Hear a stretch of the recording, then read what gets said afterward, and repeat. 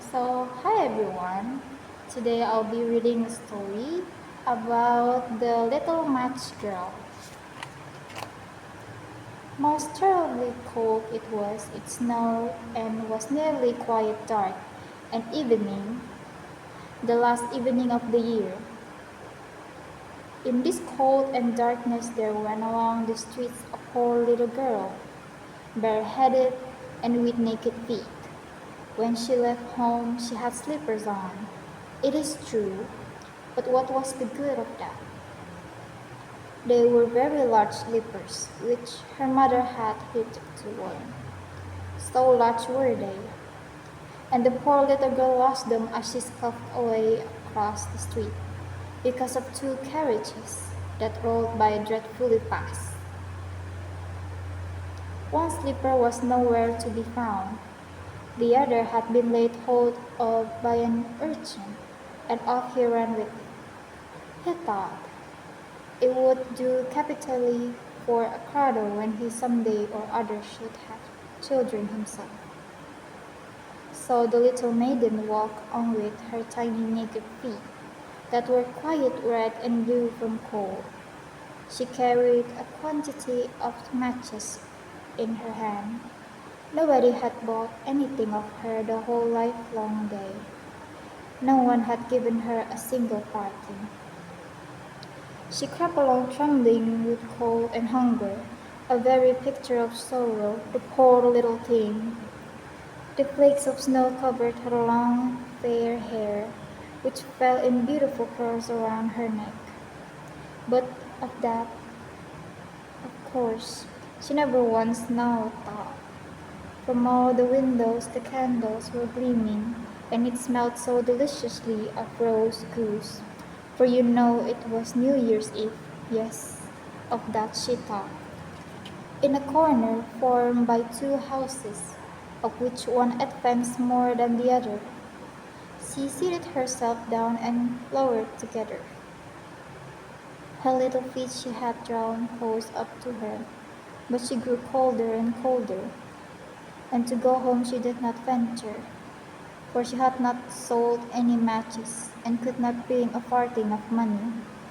From her father would certainly get blows, and at home it was cold too, for above her she had only the roof, through which the wind whistled, even though the largest cracks were stopped up with straw and rags. Her little hands were almost numbed with cold. Oh, a match might afford her a word of comfort, if she only dared take a single one of the bundle, throw it against the wall and warm her finger by it.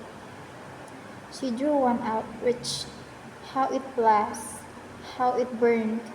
It was a warm, bright flame, like a candle, as she held her hands over it.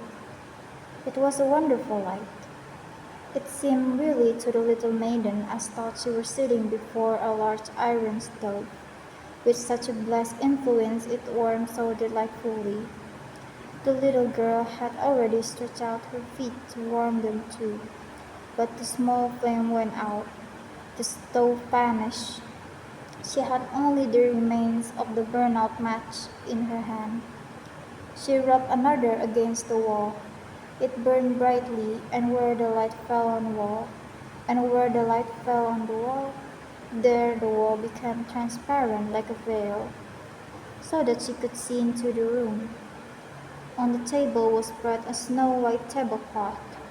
Upon it was a splendid porcelain service, and the rose goose was steaming famously with its stuffing of apple and dried plums. And what was still more capital to behold was, the goose hopped down from the dish, wheeled about on the floor, with knife and fork in its breast, till it came up to the poor little girl, when the match went out, and nothing but the thick cold damp wall was left behind. She lighted another match. Now there she was sitting under the most magnificent Christmas tree.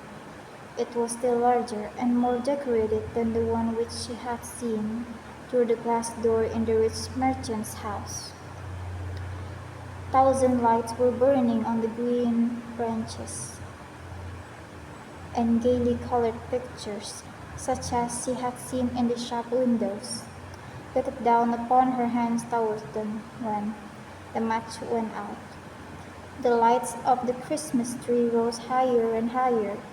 She saw them now as stars in heaven. One fell down and formed a long trail of fire. Someone's just died, said the little girl. For her old grandmother, the only person who had loved her and who was now no more, so ascends to God. She drew another match against the wall.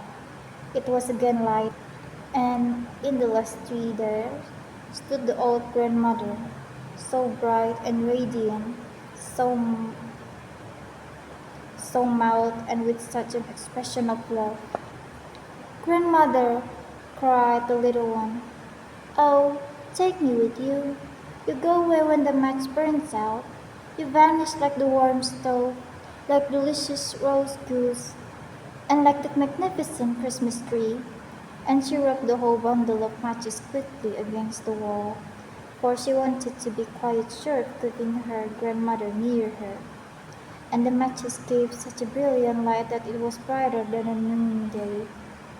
Never formerly had the grandmother been so beautiful and so tall. She took the little maiden on her arm, and both flew in brightness and in joy so high, so very high, and then above was neither cold, nor hunger, nor anxiety. They were with God. But in the corner, at the cold hour of dawn, sat the poor girl with rosy cheeks and with a smiling mouth, leaning against the wall, frozen to death on the last evening of the old year. Stiff and stark sat the child there with her matches, of which one bundle had been burned. She wanted to warm herself, people said. No one had the slightest suspicion of what beautiful things she had seen. No one even dreamed of the splendor in which, with her grandmother, she had entered on the joys of a new year. So yeah, that's quite long. So yeah, that is all from me. Thank you for your attention. I will see you soon. Bye.